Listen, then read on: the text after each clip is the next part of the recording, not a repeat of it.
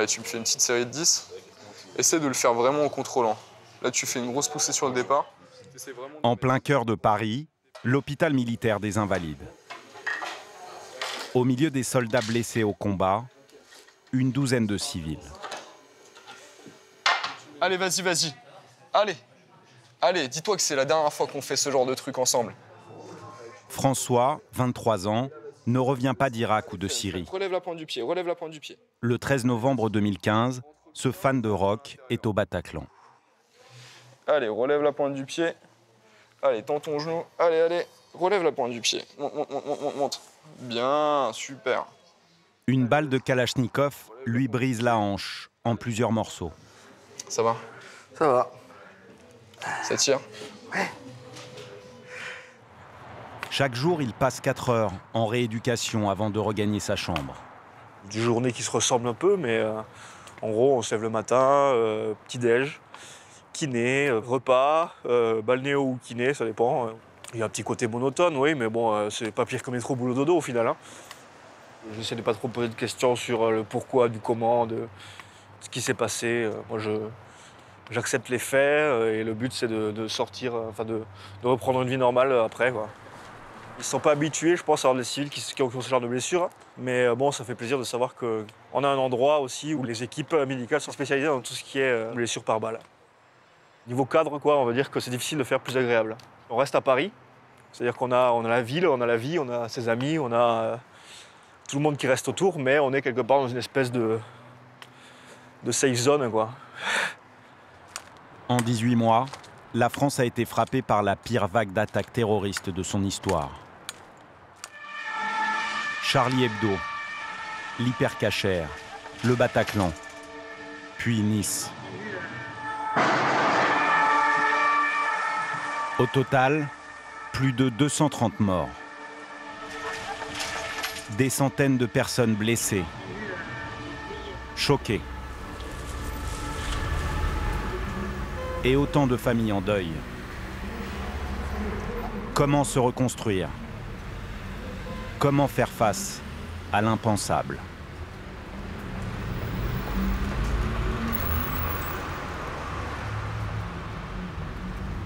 Dans l'hôpital des Invalides, à force d'acharnement, François retrouve peu à peu sa mobilité. À son arrivée, il est dans un état critique. Les médecins ne pensent pas qu'il puisse un jour remarcher. Quand je suis arrivé ici, j'étais complètement immobilisé. Je suis resté au lit quelques jours, puis après ils m'ont mis un fauteuil roulant électrique, puis fauteuil roulant normal. Le jour où j'ai pu sortir de mon lit, mon fauteuil roulant, j'étais le plus heureux des hommes. C'est chaque fois un peu plus de liberté. Un combat contre soi-même qui se passe à huis clos, entre la salle de rééducation et sa chambre de 9 mètres carrés. C'est mon plateau. Ouh. Bonjour. Bonjour. Bon appétit. Merci. On va pas mentir, c'est pas la grande cuisine, hein, mais ça passe. Honnêtement, c'est le niveau cantine scolaire, quoi. Moi, j'aime la bouffe, la vraie. J'aime les trucs consistants, là. La ligue aux saucisses, les magrets de canard, les coquilles Saint-Jacques revenus dans un petit peu de beurre. Où on est la santé publique aujourd'hui, c'est déjà bien qu'on ait à manger. Hein. François n'a pas perdu sa joie de vivre, la même qu'il habitait le soir du 13 novembre. François avait réussi à obtenir des places au concert des Eagles of Death Metal, l'un de ses groupes favoris. La soirée bat son plein jusqu'à la 47e minute. Au début, on s'est rendu compte de pas grand-chose, parce que le bruit du concert couvrait en fait les bruits étranges, et puis j'ai senti un choc, quoi, et c'est là que j'ai réalisé que je m'étais fait tirer dessus, avec toute l'absurdité de ce moment. Au milieu du concert, les terroristes font irruption dans la salle et ouvrent le feu sur la foule avec des fusils d'assaut. François est fauché par une rafale tirée en direction du bar. Donc la balle, elle est rentrée à ce niveau-là. Elle l'a éclatée complètement. Et puis elle était déviée du coup par le choc et elle est ressortie par ici.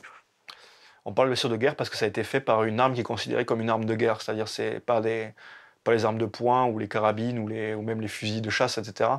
C'est des armes qui sont conçues pour être le plus meurtrière possible, hein, tout simplement. Les tirs continuaient en rafale, ça ne s'arrêtait pas. Hein, de temps en temps, il y en avait un qui s'arrêtait pour recharger, etc. Mais bon, ça a duré un certain temps où ils ont juste tiré. Et après, une fois que ça s'est calmé, c'était les cris, les râles, des gémissements, des plaintes, des petits bruits sporadiques, puis le tac de temps en temps d'une balle qui part. D'un tir. Une centaine de spectateurs réussit à s'échapper de la salle de concert. Qu'est-ce qui se passe? Certains blessés attendent les secours à même le trottoir. À l'intérieur, la tuerie continue. Pour ne pas attirer l'attention des terroristes, François tente de rester immobile, malgré la douleur. C'était très très long. Ouais. Et là, forcément, au bout d'un moment, on passe un peu par tous les états. Hein, donc, des moments de tristesse, des moments où on se dit je vais y rester, des moments où on se dit non, je vais tout faire pour m'en sortir. Je commençais à sentir mes forces me quitter, etc. Il faut se concentrer aussi sur soi-même et s'inculquer soi-même l'envie de s'en sortir. Est-ce qu'avant ce moment-là, j'avais vraiment connu la peur? Est-ce que je savais ce que c'était que la peur? C'est qu'il te prend en tripe, quoi, etc. J'avais peur de mourir au moins, quoi. Peur d'y rester, ça c'est sûr. Peur de prendre une balle dans le dos et que ce soit fini. Sans doute, ouais. Mais il était hors de question que je crève là. Ouais. Peu après minuit, les policiers de la BRI et du RAID lancent l'assaut. Les terroristes sont neutralisés. Un homme du RAID m'a sorti de la salle. Et donc, une fois dehors, ils m'ont mis sur des barres de sécurité. Donc, j'ai subi 3 opérations. Ils m'ont infusé 4 litres de sang. Et je me suis réveillé que le jeudi matin suivant. Donc, j'ai passé 5 jours de blackout total, dont 2 de coma. Mon pronostic vital était engagé, ouais. François devrait bientôt franchir la première étape de sa reconstruction. Quitter l'hôpital des Invalides pour retrouver ses proches. Le jeune homme est un miraculé. Au Bataclan, nombreux sont ceux qui n'ont pas eu cette chance. En déplacement à Valence, Stéphane, 51 ans, est directeur de recherche au commissariat à l'énergie atomique. 210 personnes travaillent sous ses ordres. Oscille entre 60 et 100 connexions, ce qui est quand même plutôt pas mal. Une carrière réussie et 2 enfants en pleine santé. Dont Hugo, 23 ans. Le soir du 13 novembre, leur vie bascule. Ce qui s'est passé le 13 novembre, c'est que mon fils Hugo est passé chez moi à Paris, poser son sac, embrasser son petit frère, et il est parti au concert. Et puis moi, vers 9h, j'ai reçu un appel du meilleur ami de Hugo, me disant qu'il se passait des choses au Bataclan, est-ce que j'avais des nouvelles d'Hugo? Sur les chaînes d'information en continu, on a vu qu'il y avait un énorme drame qui s'était déroulé. Et là, ont commencé peut-être les heures les plus dures de ma vie. Pourtant, quelques minutes avant le drame, Hugo partage sa joie avec son père dans un SMS. Ça y est, je suis au Bataclan. Super salle, ambiance sueur et bière. Bisous. Immédiatement après la confirmation de l'attaque, Stéphane tente de joindre son fils. Je lui ai dit, mon grand, appelle-moi dès que tu as ce message, je t'aime. Voilà. Ce SMS restera sans réponse.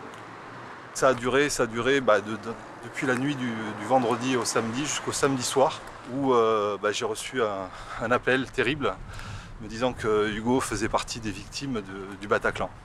Voilà, donc là, ma vie s'est effondrée. Aller reconnaître le corps de son fils à l'Institut médico-légal, c'est quelque chose, personne n'est préparé à ça. Il n'y a aucun parent qui est prêt à vivre ça, parce que c'est pas dans le sens de la nature. On n'enterre pas ses enfants.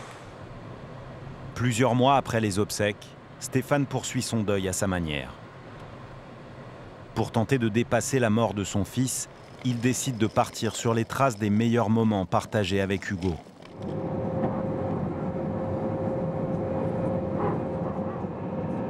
À plus de 10 000 km de la France, Tokyo, au Japon.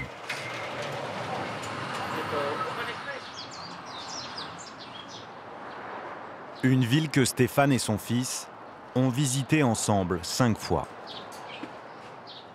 Pour moi, ce sont des souvenirs merveilleux, puisque vraiment des grands souvenirs à la fois de découverte, mais aussi de partage entre père et fils. Et c'est pour ça que ce pays revêt pour moi un caractère très très particulier. Le fait de revenir, c'est à la fois quelque chose de difficile, hein, vous pouvez l'imaginer, mais c'est aussi quelque chose de très fort, puisque dans la religion bouddhiste, en fait, les gens sont inséparables. C'est-à-dire que quand je souris, Hugo sourit, quand j'ai de la peine, Hugo a de la peine, et quand je pense au futur, Hugo pense au futur. Une semaine avant les attentats, Hugo se rend à Tokyo avec son meilleur ami. Une virée au pays du soleil levant, dont l'étudiant veut cette fois garder une trace. La dernière fois que je l'ai vu, il arrivait du Japon, donc il a atterri à Roissy. Il a passé la soirée chez moi à Paris. Et en fin de soirée, il m'a dit « Tiens, j'ai quelque chose à te montrer ». Et il a ouvert sa chemise et puis j'ai vu son tatouage. Stéphane a mené l'enquête pour retrouver celle qui a tatoué Hugo.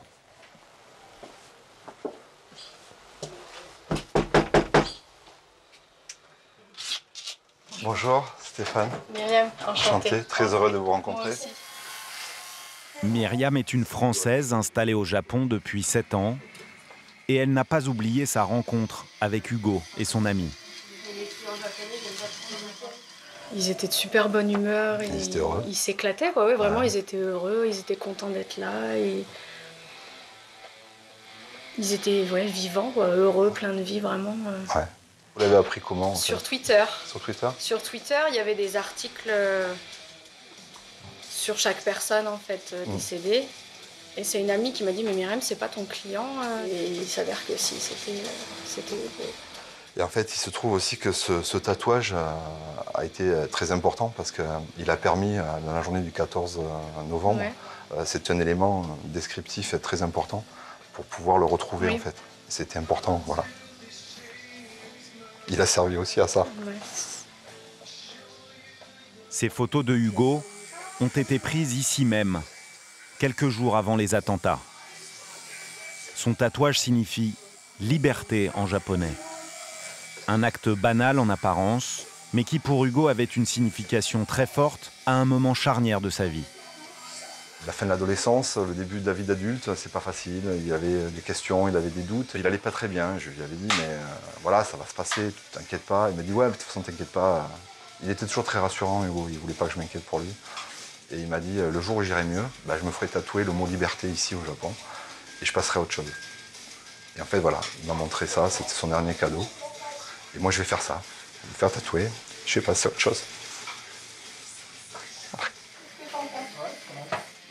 Pour garder Hugo auprès de lui, Stéphane décide d'avoir le même tatouage que son fils.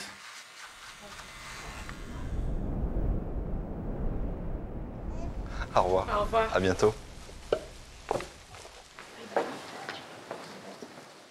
Le symbole qu'il y a derrière le tatouage, c'est le côté irréversible. Il y a le côté irréversible de la mort, et il y a aussi le côté irréversible du tatouage. Et voilà, donc j'aurai ce tatouage sur moi jusqu'à la fin de mes jours. C'est le symbole de la liberté. La liberté, c'est de rester debout, c'est de continuer à avancer.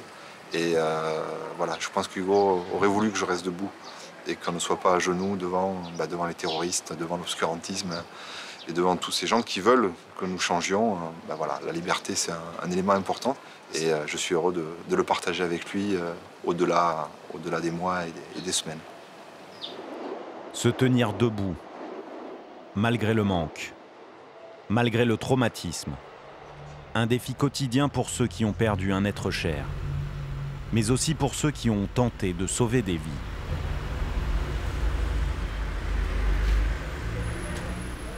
Presque un an après les attentats, les Parisiens ont repris possession des terrasses des cafés. Même si certains n'ont pas encore retrouvé leur insouciance. Ça me dit franchement rien. Lors des attaques du 13 novembre, Jean et sa fille Jessica ont frôlé la mort devant la Belle Équipe. Nous les rencontrons quelques jours seulement après le 14 juillet.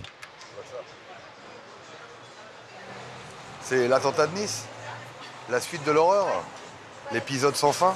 200 blessés et 100 morts, grosso modo. Et puis à la fin, tu as 10 000 personnes autour qui sont ravagées, quoi. On n'est même plus étonné, quoi. C'est ça qui est terrible. C'est suite à cette nouvelle attaque terroriste que pour la première fois, Jean et Jessica acceptent de témoigner. Moi, ça me fait penser à tout ce que j'ai pu voir là-bas, ce soir-là. Et je me rends compte une fois de plus que des photos, ça illustre rien de la violence et du choc qu'on peut ressentir à vraiment voir des morts avec du sang sur le trottoir, ce que c'est qu'une vie qui s'en va. Allez, on y va. Le soir du 13 novembre, vers 21 h, ils prennent leur voiture pour rejoindre des amis dans un bar voisin de la Belle Équipe, rue de Charonne. Les terrasses étaient pleines. Non, c'était un vendredi soir, tout ce qu'il y a de plus banal sur Paris. Les attentats à Paris, il n'y en a pas eu depuis quand même un bon moment. Donc personne n'est sur le qui-vive, personne n'est sur ses gardes, personne ne pense à surveiller quoi que ce soit. C'est la détente totale. Mais à une centaine de mètres de la Belle Équipe, des comportements étranges intriguent le père et sa fille.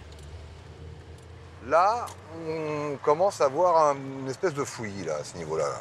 Il y a des bagnoles qui commencent à ralentir, tout ça. À ce niveau-là, il y en a une qui nous rentre dedans, là, qui fait demi-tour. Je vois un petit couple sur le passage là qui se jette au sol. Et puis on entend des pétards. Ouais. Jean et Jessica ne prennent pas immédiatement la mesure de l'événement, comme de nombreux habitants du quartier. C'est un pétard, c'est un pétard. C'est des armes. Non. Ça crie, hein. Soudain, un des terroristes qui fait feu sur la Belle Équipe se retourne, dans la direction de Jean et Jessica. Je voulais qu'on s'en aille, je voulais surtout qu'on reste pas sur place. Et là, on se retrouve avec le polo noir devant nous, le tireur qui nous vise et papa qui ne l'avait pas vu, donc moi qui lui dis mais il a une arme dans les mains, il est en train de nous viser, il va nous tirer dessus. Il y avait une petite nénette qui était en double fil juste sur le côté de la rue là et elle s'est pris les balles à notre place en fait sur tout le côté de la carrosserie de la voiture. On a appris un peu plus tard que la passagère de cette voiture était morte en fait. Jean actionne violemment la marche arrière pour éviter les balles et il assiste avec sa fille, impuissant, à la tuerie. Ça a été rapide parce que nous on est arrivés, il avait arrêté de tirer dans le tas en fait. Il tirait de façon isolée sur ce qui restait de vivant. Donc je pense qu'il était en train d'observer les gens qui bougeaient encore et de leur tirer dessus. Les terroristes prennent très vite la fuite. Jean et Jessica veulent se lancer à leur poursuite, mais lorsqu'ils passent devant la Belle Équipe, ils changent d'avis.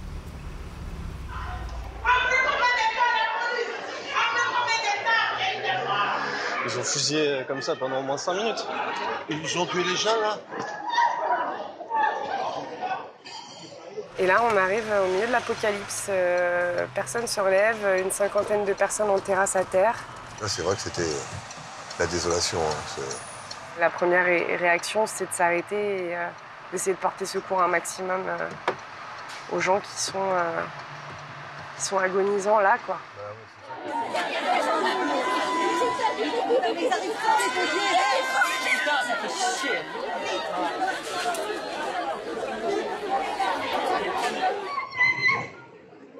19 personnes sont tuées sur le coup. Une vingtaine sont entre la vie et la mort. C'était un carnage. On voit 20 personnes qui sont par terre, plus d'autres qui dans tous les sens, des yeux ouverts, des couchés, des tables renversées, des chaises cassées, un melting de ça. J'ai déjà senti du sang, mais à ce point-là, c'est inimaginable et c'est inoubliable surtout. Bah oui, il y a des jeunes, des vieux. Ah oui, il y a tout le monde. Tout le monde. C'est un échantillonnage parfait d'un public parisien le vendredi soir. Et puis, on ne sait pas quoi faire, on ne sait pas ce qu'on peut faire, comment le faire, et on ne sait pas. Sans aucune expérience de secourisme, le père et sa fille vont malgré tout tenter de sauver une jeune femme grièvement blessée. C'est celui qui crie, malheureusement, qui crie le plus fort, qui a gain de cause le premier. Cette jeune fille, c'est la première vers laquelle on s'est dirigé parce qu'elle hurlait à la mort et qu'elle perdait tellement de sang on savait qu'on pouvait quelque chose pour elle, mais qu'il fallait le faire tout de suite. Puis, c'est vrai qu'elle avait l'artère fémorale qui était touchée. Et donc, en faisant un garrot, elle allait perdre moins de sang. Bon, voilà. Et donc, on a fait un garrot. Et Jess m'a donné son écharpe pour que je lui fasse un garrot. Et voilà, quoi. Ça l'a sauvée, clairement. Et ça lui a même permis de sauver sa jambe. Parce que, au-delà de la vie, il y a beaucoup de personnes qui ont des handicaps et des séquelles lourdes de ces attentats. Et je crois que c'est un des trucs aussi qui, après coup, permet de tenir, permet de se dire que, au moins, on a servi à quelque chose, même si on n'a sauvé qu'une personne, au moins, on l'a sauvée. Jessica et Jean n'ont plus de contact avec la jeune femme qui a décidé de refaire sa vie à l'étranger.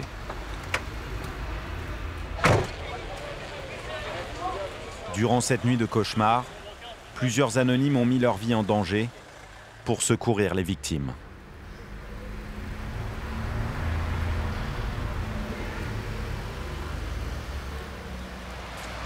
Comme Noumouké, 38 ans, un des responsables de la sécurité du Bataclan pendant 16 ans. Il a permis à des dizaines de personnes d'échapper aux tueurs. C'est la première fois qu'il retourne sur son ancien lieu de travail.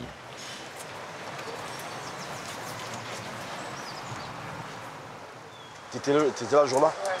T'étais où? Avec Cynthia et Ben. Comment ils vont? Ça va. Devant la salle de concert, malgré le temps qui passe, les Parisiens continuent de se recueillir. Les ouvriers tentent d'effacer les stigmates du drame pour redonner une seconde vie à cette salle mythique. La vie reprend. Noumouké, lui, a du mal à tourner la page. Quand le concert a démarré, j'étais là. Voilà, là c'est l'entrée du Bataclan. Moi j'étais pas devant ici, mais à l'intérieur. À l'intérieur, dans le sas que tu vois là. Donc ici c'est le carré fumeur. Et en fait, moi je vois un pauvre monsieur qui est en train de fumer, qui tombe. Et la vitre elle explose en même temps.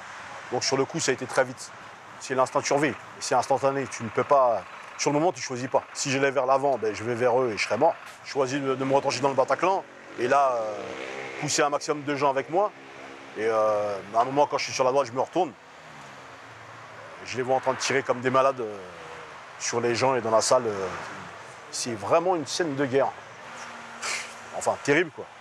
À ce moment-là, personne ne contrôle sa peur. Malgré la peur, Noumouké se dirige vers les loges, à l'étage. Il entraîne avec lui un maximum de spectateurs. En haut d'un escalier, il découvre une trappe. Et combien de personnes tu emmènes avec toi? Je sais pas, 50, 70, 100, je sais même plus. Tellement, il y avait du monde dans l'escalier, il y avait beaucoup de monde. Les gens que j'ai aidés à monter, là, tu peux pas les abandonner. C'est pas, ça se fait pas, même si c'est compliqué pour tout le monde. Mais tu es obligé de rester parce qu'il y a des femmes qui pleurent. Et puis tu peux pas faire ça. Après, tu vas vivre avec ce remords-là toute ta vie s'il est arrivé quelque chose à ces gens-là. Donc voilà, et après on se retrouve sur le toit et après on voit une échelle et là on accède à l'appartement. Si c'était à refaire, je le referais.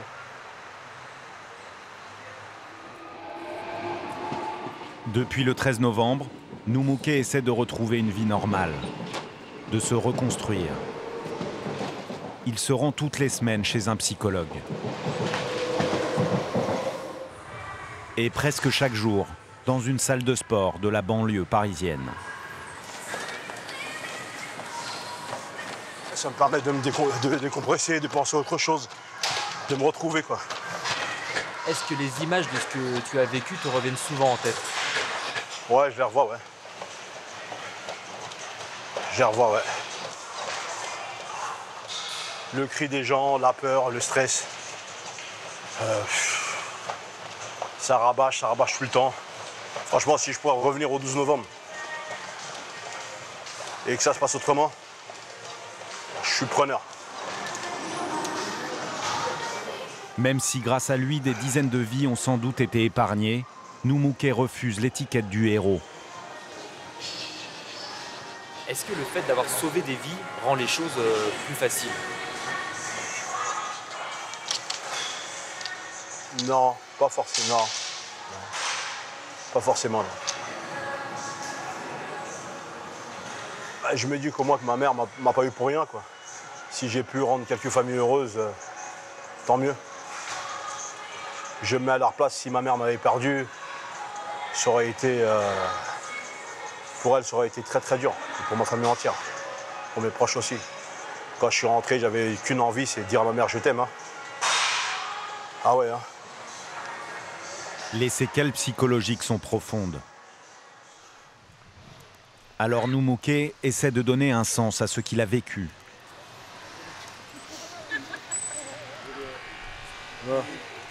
Notamment en sensibilisant les jeunes de son quartier aux dangers islamistes. Ça va? Tu vas bien? Ça va. Ça va, Kelly?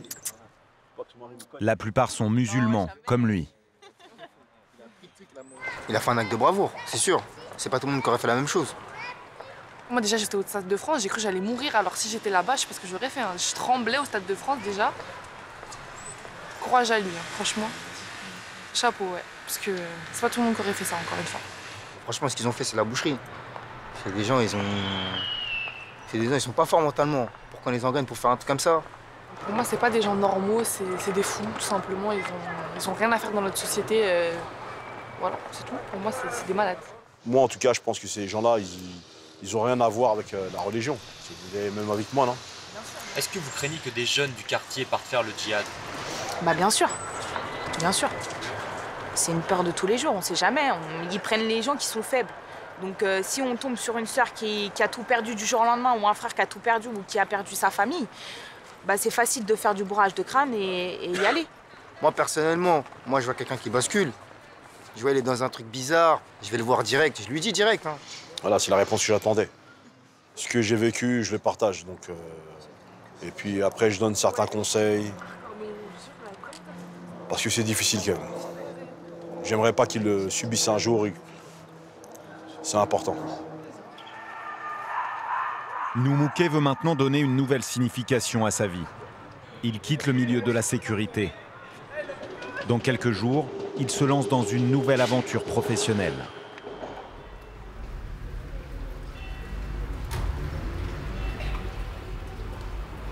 Aux Invalides, pour François, le grand jour, c'est demain. Après des mois de rééducation, il va enfin quitter l'hôpital. Impatient de pouvoir retrouver les siens, bonjour. Il arrive en avance à sa toute dernière séance de kinésithérapie. On va s'installer? Yes, salut. Comme lui, 12 autres victimes du 13 novembre prises en charge aux Invalides continuent de se battre pour retrouver leur dignité. On traîne? Ouais. C'est plus une question d'autonomie. Des gestes simples, hein, pouvoir se laver tout seul, pouvoir aller aux toilettes tout seul, pouvoir... des trucs comme ça, quand on a... Moi, j'ai été immobilisé pendant plus d'un mois, et c'est des choses que je ne pouvais plus faire, et ça,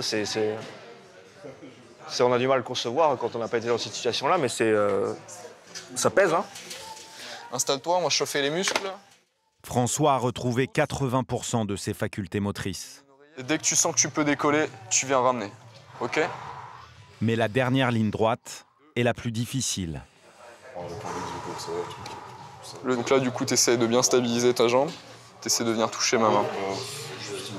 C'est encore un peu dur. Jonathan, kinésithérapeute, est aux côtés de François depuis les tout premiers jours de sa convalescence. Rentre bien le talon à l'intérieur. Expire. Il doit concilier rééducation Allez, viens. et soutien psychologique. Ok, nickel. Ça va? Ça va. Ça commence à chauffer un peu? Ouais. Ok, nickel. Bah, il est revenu de loin, on a un petit peu discuté. Les premiers jours, c'était pas évident. Son hospitalisation, c'était pas évidente. Quand il est arrivé ici, il n'avait pas de grande autonomie. La prochaine étape de sa victoire personnelle, bah, ça va être de remarcher comme avant. Pour le personnel soignant, le soir des attentats, le plus difficile à gérer, en plus des blessures elles-mêmes, a été le nombre très important de victimes. C'était 430 blessés. Il est arrivé d'un coup, avec ce contexte qui était si particulier d'un attentat, des jeunes. D'habitude, les blessures de guerre, si on en a, ça va être des gens qui vont peut-être venir d'un territoire qui est en conflit, comme en Syrie, dans le sud de la Turquie, peut-être en Irak. Ça, c'est vrai que c'était quelque chose de nouveau. Tiens, vas-y. Au-delà de son cas personnel, François vit aussi sa reconstruction comme un acte militant, un combat contre le terrorisme. L'attaque terroriste, c'était une attaque contre l'Occident, avec des revendications politiques, mais aussi des revendications contre nos mœurs. Reprendre une vie normale, reprendre les activités qu'on avait avant, continuer à sortir, continuer à faire des choses, s'engager associativement, politiquement, n'importe quoi. C'est important et c'est un acte de résistance, oui. Se relever comme un acte de résistance. Dans quelques heures, François quittera l'hôpital sur ses deux jambes. À l'heure où le calme devrait régner aux Invalides, un brouhaha inhabituel résonne dans le réfectoire. Ça fait plaisir, hein? C'est assez cool. On va bien s'amuser, je pense. Pour célébrer le début de sa nouvelle vie, les amis de François ont organisé une fête. Ça ma couille. Bien. Une cinquantaine de proches sont venus de toute la France. C'est cool d'être venus aussi nombreux, ça fait vraiment plaisir de tous avoir là. Et puis bon, de toute façon, bientôt de retour chez vous pour picoler vos vidéos. Mais santé à tous.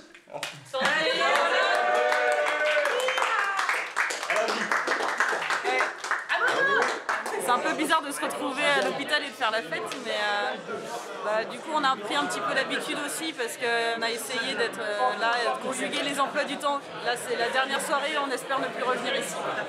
Je suis arrivé ici, tout était à refaire en fait. Voilà, non, je suis plutôt content de pouvoir sortir maintenant, c'est sûr. Ça commençait à bien faire. Après des dizaines de jours cloîtrés dans une chambre d'hôpital, François s'apprête à reprendre le cours de sa vie.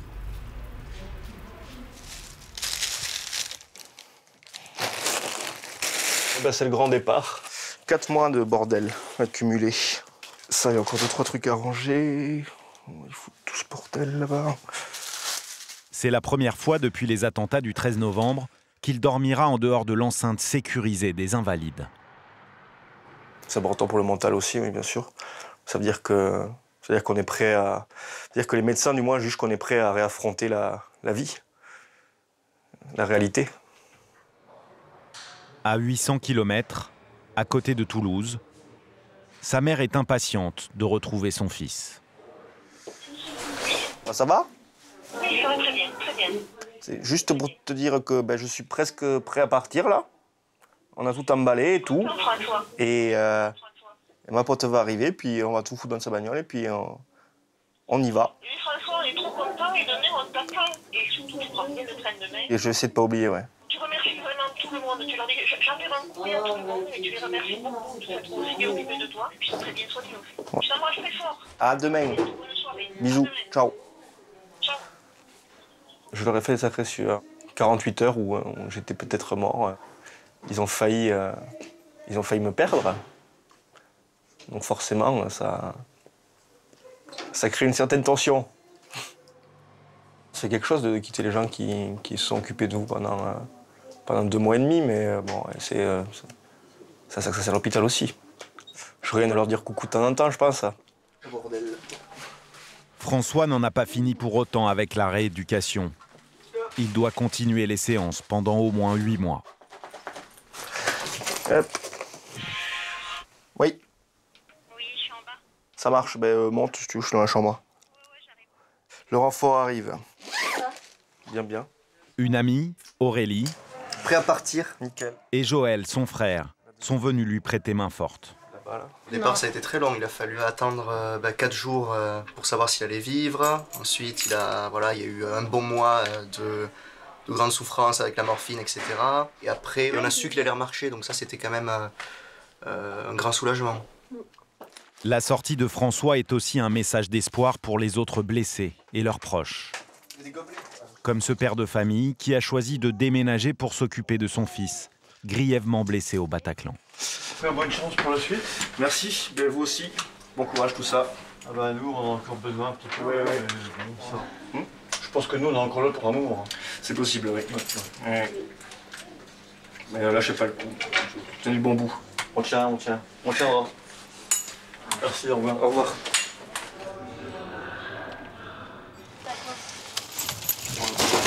Ça, on va faire du Tetris. Hein.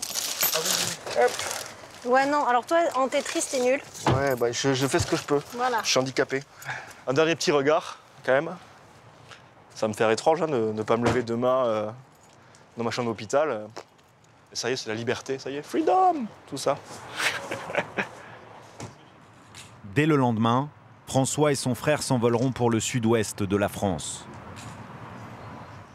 Toute la famille a prévu de rattraper le temps perdu en fêtant Noël avec quelques mois de retard.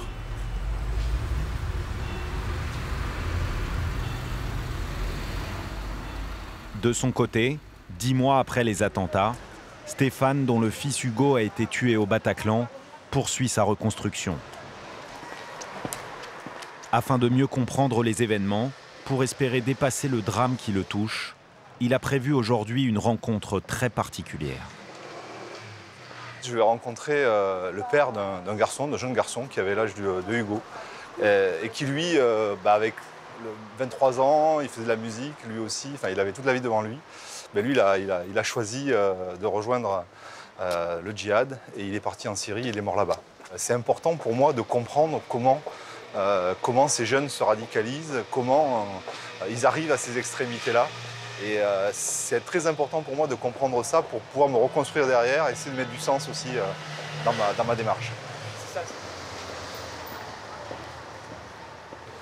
Bonjour, très heureux de faire ta connaissance. Hein. Bah écoute, voilà. moi, écoute, toutes mes condoléances quand même. Je te présente les miennes aussi. Thierry est le père de Quentin. En 2014, son fils fait partie de la vague des 400 Français partis rejoindre Daesh en Syrie et en Irak. 8 mois plus tard, il aurait trouvé la mort dans un attentat. Quentin, c'est un garçon qui était très jovial, il était toujours très modeste, il était un excellent joueur de foot, il a passé un bac S du premier coup. Quentin s'est converti à l'islam à 20 ans. Très vite, il se radicalise.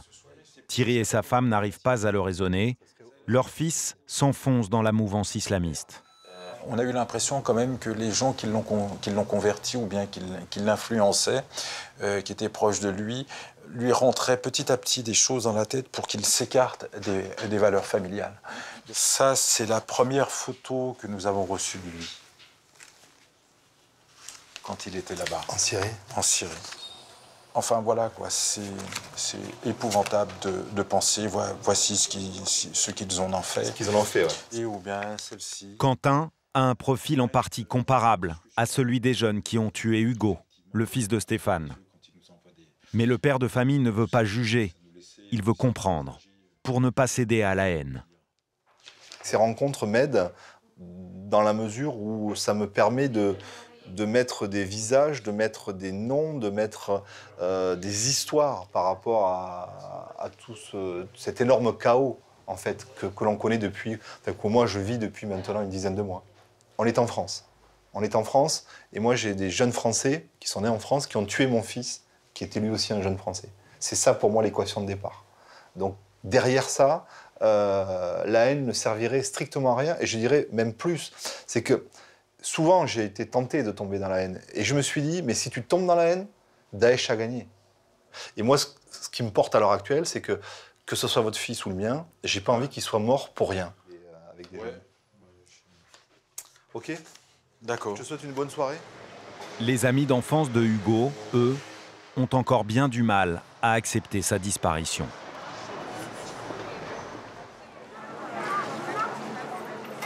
Le jeune homme était originaire de Montpellier. C'est Bouen, ça. C'est chaud. Et bah, vu la température extérieure, les bières paraissent plutôt fraîches quand même. Arnaud est le meilleur ami de Hugo. C'est vrai, il n'y a personne à Montpellier. Avec le reste de leur bande, pour la première fois, ils retournent place de la Canourgue, le lieu où ils avaient l'habitude de se retrouver avec Hugo pour refaire le monde. C'est une place où on vient boire des bières depuis je sais pas combien d'années, depuis 10 ans, on vient boire nos bières ici. En fait, Hugo, il bossait à la Drac pendant l'été, qui était pas loin. Et du coup, quand il finissait le taf, on s'envoyait un texto et on se rejoignait ici. Moi, je compare ça à la douleur fantôme de l'amputé, tu sais, qui sent toujours son membre. Bah, y a des soirées où c'est ça, t'as la chaise vide, quoi. Hugo, c'est juste un mec qui s'est retrouvé au mauvais endroit au mauvais moment, en fait. Et j'espère qu'il a même pas eu le temps de se rendre compte de ce qui lui est arrivé et que voilà, quoi. Je me répétais cette phrase dans ma tête de me dire Hugo a été tué par des terroristes. Ça n'avait aucun sens. Et même aujourd'hui, quoi.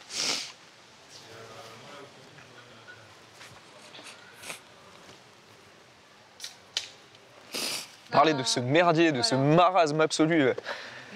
Puis de ce qu'on a vécu et qu'on n'a encore pas digéré, quoi. C'est pas un truc que tu t'imagines vivre à 25 ans, c'est pas... Jamais tu peux réaliser, te dire que ça a pu arriver, quoi. Dans ces conditions-là. Enfin, moi, personnellement, je cherche même plus à comprendre parce que c'est quelque chose qui est hors de ma portée. Mais en plus, Hugo c'était un mec vraiment tellement gentil, tolérant, le cœur sur la main, qui s'engueulait jamais avec personne et tout. Et de te dire que l'innocence même s'est fait buter par la stupidité la plus grande, ça n'a pas de sens, ça n'a aucun sens, quoi. C'est comme tirer sur un bébé, quoi. Hugo et ses amis avaient une passion commune, la musique. Pas d'agitation dans les coursives. Ils avaient même créé un groupe et se retrouvaient souvent pour jouer des soirées entières.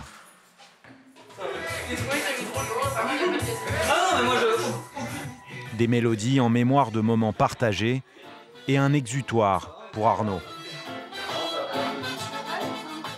En revenant du cimetière, j'ai fait OK, vas-y, il faut que j'écrive un truc là-dessus. Et oui, ça fait du bien. Depuis que c'est arrivé, ça a resserré les liens de fou entre nous et que maintenant, toutes nos œuvres, entre guillemets, il faut qu'il y ait un petit peu d'Hugo dedans, que ce soit par des clins d'œil ou par des choses vraiment très assumées. Mais voilà, maintenant, il y aura toujours du Hugo dans tout ce qu'on fait, quoi.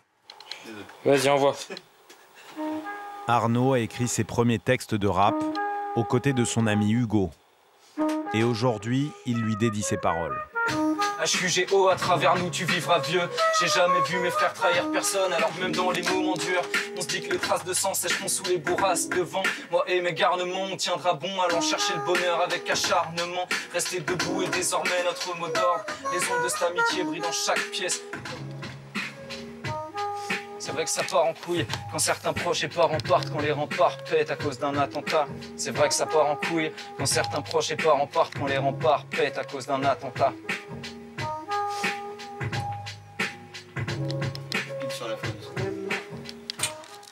On fait ça pour honorer sa mémoire et se servir de cette merde-là comme moteur. Il est mort dans un attentat, c'est clair, on se voile pas la face là-dessus. On a perdu notre pote et nous, de toute façon, on continuera à le faire vivre et ça suffit en fait.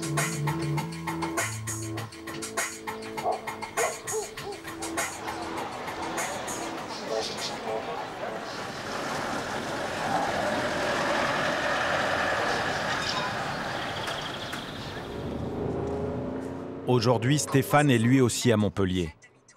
Il se rend dans la faculté où étudiait son fils. Hugo était en Master 1 d'informatique.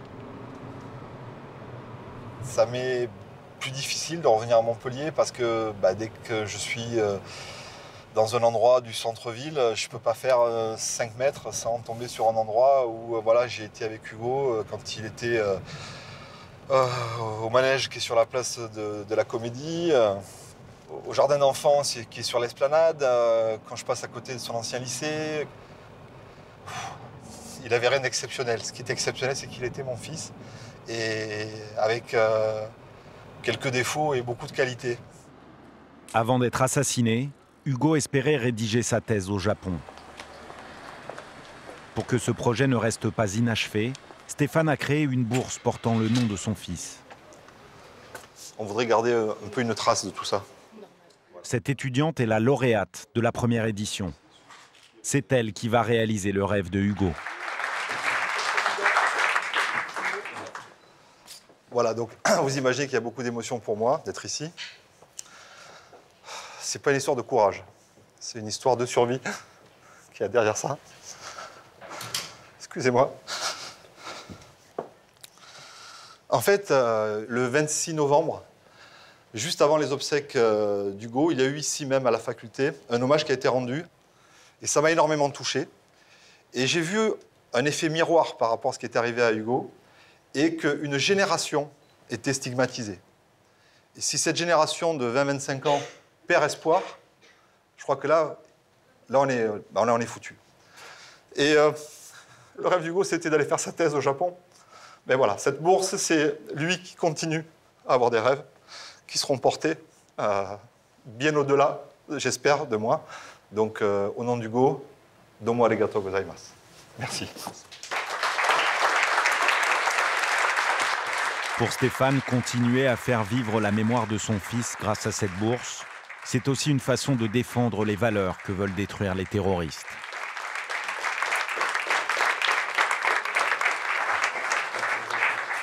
Dans la durée, on ne peut combattre l'obscurantisme que par le savoir et la culture. J'en suis intimement persuadé.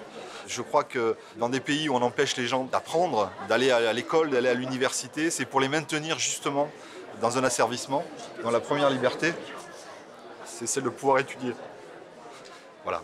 Donc c'est pour moi la seule réponse possible. Ravi de faire votre connaissance.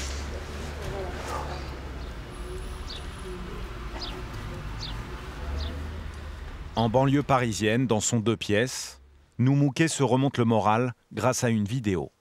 J'appelle, maintenant vient me rejoindre Noumouké Sidibé. Quelques jours après les attentats, il a été décoré par le maire de Choisy-le-Roi pour avoir permis à des dizaines de personnes de s'échapper du Bataclan. Ton action a permis à ce que de nombreuses vies soient épargnées. Merci pour eux. Ouais, ça fait chaud au cœur. C'est avec beaucoup d'émotion et de fierté que je te remets cette médaille. C'est une fierté. Il y avait tous les gens qui m'ont vu grandir, les commerçants de la ville, beaucoup d'amis à moi. Donc oui, ça m'a fait... J'étais ému. J'étais ému, très ému. Est-ce qu'il y a des personnes que vous avez sauvées qui ont essayé de vous retrouver? Oui, pas mal. Sur Facebook, pas mal. Ouais. Pas mal. Au lendemain des attaques, son histoire est reprise dans plusieurs journaux. Des milliers de messages affluent dans sa boîte mail. Je voulais te dire bravo. On dit souvent que les super-héros n'existent pas. C'est tout simplement parce qu'ils se cachent. Grâce à toi, mon frère va bien. Toutes mes félicitations. Finalement, c'est le citoyen qui t'a rendu hommage. Oui, beaucoup. Beaucoup. Et je trouve ça d'ailleurs beaucoup plus fort. Il y a même des jeunes parents qui se sont arrêtés dans la rue et qui m'ont dit merci pour ton geste. Comme t'es musulman, ils peuvent savoir qu'on n'est pas tous comme ça. Depuis le 13 novembre, impossible pour lui de mettre les pieds dans une salle de concert. Alors Noumouké a décidé d'abandonner son métier dans la sécurité pour se construire une autre existence, loin du Bataclan. À Valence d'Agen, près de Toulouse, François, lui, reprend presque une vie normale auprès de sa famille qui a accepté de nous ouvrir ses portes. Cherchez une nappe. Et on va mettre celle-là. 9h du matin, si le jeune homme dort encore, ses parents et son petit frère sont déjà à pied d'œuvre. Elle n'est pas si grande. Eh bien, on va en trouver une autre. Tu attraperas le grand plat de Noël, Michel, qui est là-haut. Le grand plat de Noël, d'accord. Pour Maryse, la mère de François, il était hors de question de fêter Noël tant que son fils était à l'hôpital. Alors ça, c'est un chapon. C'est le repas qui était prévu pour la Noël. Mais comme pour Noël, nous étions avec François à Paris, on l'a congelé, on l'a gardé. Et comme c'est le premier repas familial avec François et puis ses oncles et ses tantes, voilà, donc c'est la fête. Hein. Ce repas marque la fin de plusieurs mois d'angoisse. Moi, j'étais désespérée. Et je pensais qu'il était mort, qu'il allait mourir. Mais mon frère et ma belle-sœur pensaient qu'on nous attendait pour le débrancher. Des choses terribles, des choses terribles. Mais, je sais pas, moi j'ai pensé où on allait l'enterrer, ou comment on allait faire, qu'on allait le ramener ici de toute façon. Son fils est maintenant sur la voie de la guérison. Mais elle sait que psychologiquement, François est encore fragile. Il dort 12 heures par nuit, parce qu'il a des calmants contre l'angoisse. Mais c'est pas fini, hein, il est pas remis, quoi. On nous a averti que ça pouvait repartir à n'importe quel moment, qu'il pouvait être très mal à n'importe quel moment. Au moindre signe, il partira voir des psys. Pour aider François, Maryse a décidé de le bousculer un peu. De le traiter comme s'il n'était pas handicapé. François, il est midi.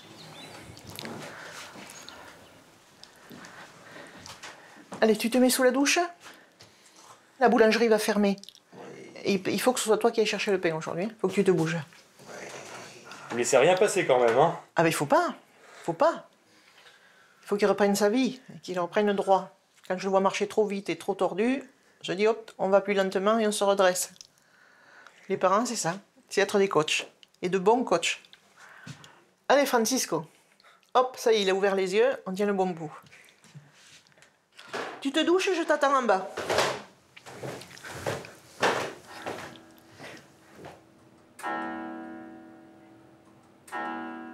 C'est bien d'évoluer dans un environnement qu'on connaît et qu'on maîtrise. C'est sûr, ça, on se pose moins de questions. Puis on est dans une petite ville, à l'abri de tout, quoi, on va dire. Je veux dire, il va rien se passer ici. Donc oui, c'est plus rassurant. La boulangerie se trouve à 50 mètres seulement. Moi, je fous la béquille. Hein. Derrière, hop. Mais Maryse tient à mettre François à contribution dès qu'elle le peut. On va à la boulangerie, donc tu passes par Sylvain Dumont, tu remontes par la gendarmerie. Aujourd'hui, c'est cours de conduite. Moi, j'ai un fils qui a 20 ans. Hein. Il n'est pas question qu'il se traîne. Hein. Voilà. Il a eu la chance de s'en sortir.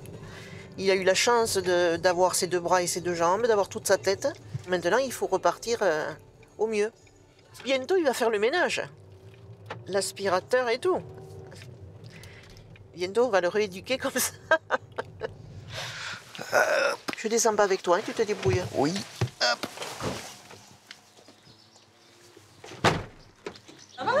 Ça va? Ça va. Ouais, c'est venu à pied là. Ouais. C'est bien. Au revoir. Bonne journée. Pour la première fois depuis les attentats, la famille est au complet. Spécial. À Fransounet, allez. Santé. On le retrouve après. Tous sont tenus à être présents. Mais Chantal, la tante de François, a encore du mal à tirer un trait sur les événements. On ne peut pas ne plus penser, c'est pas possible. C'est pas possible. Et c'est elle qui m'a beaucoup aidé pour les attentats. Beaucoup. Moi, j'étais en train de regarder la télé, là. Je dis, on se faisait bercer par une émission de Salvador, là, hein, puis on a zappé, comme ça. J'ai dit, ça y est, ça pète à Paris. J'ai appelé la famille qui était sur Paris pour qu'ils aillent à l'hôpital de suite, puisqu'on savait dans quel hôpital il était, parce que je voulais pas qu'il meure tout seul. Allez, voilà. Voilà la bête. Et on est très bien un peu de blanc et une entrecuisse. Dans 3 semaines, François compte reprendre son travail dans la communication à Paris et bientôt retourner à un concert de rock.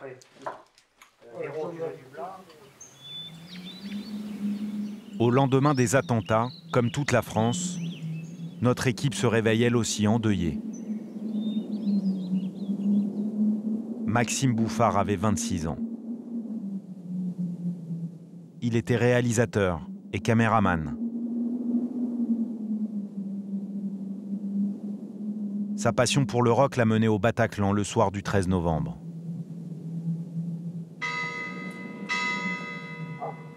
Cooks et Bigarroc, dans le Périgord.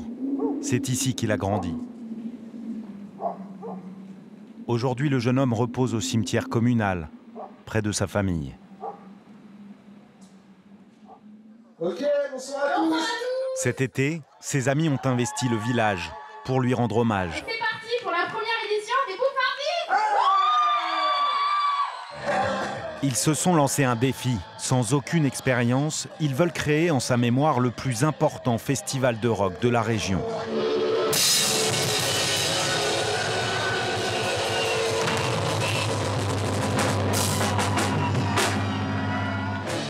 Emmanuelle s'occupe de la programmation musicale. Elle était la compagne de Maxime. Ça reflète vraiment, mais vraiment sa personnalité, puisqu'il était un passionné, mais dans tous les sens du terme, un passionné de musique, un passionné de par son travail, un passionné en amour. Voilà, c'est quelqu'un d'entier. Les amis de Maxime ont organisé une collecte sur Internet. Grâce aux dons de centaines d'anonymes, ils ont pu louer la scène et faire venir 5 groupes de rock. 2000 fans de musique ont fait le déplacement.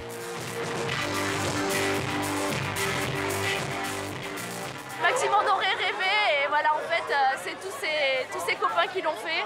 Voilà, c'est beaucoup de fierté, beaucoup d'amour qu'on a vraiment pour eux. Je crois que mes parents et tous les proches de Maxime sont tellement fiers de ce qui se passe ce soir qu'en fait, il n'y a pas de mots. Voilà. Maxime, Maxime, Maxime, Maxime, Maxime, Maxime, Maxime, Maxime,